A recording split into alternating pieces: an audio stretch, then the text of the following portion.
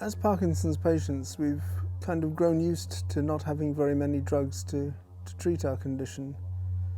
And those that do treat it are essentially nothing more than symptomatic treatments. Probably the most widely described class of drugs within that group are the dopamine agonists, and they were greeted really with open arms. These looked like wonder drugs. They would essentially stimulate the postsynaptic receptors. They were effective when you had hardly any dopamine function remaining, so they were very attractive drugs.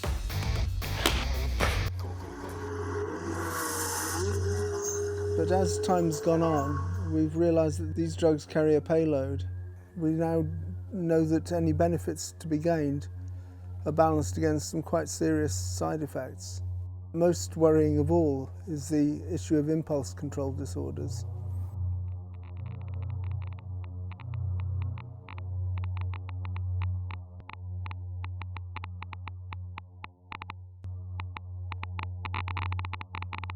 We can only address a problem if we know it exists, and one of the problems with the agonists is that often the impulses that are not being controlled, so to speak, are seen as shameful by the people themselves, and I think this causes problems in the sense that they won't report them. Often they won't even report them to their own family. So you can have individuals who've spent their entire life savings on shopping, pointless shopping, and simply have never reported it to their families.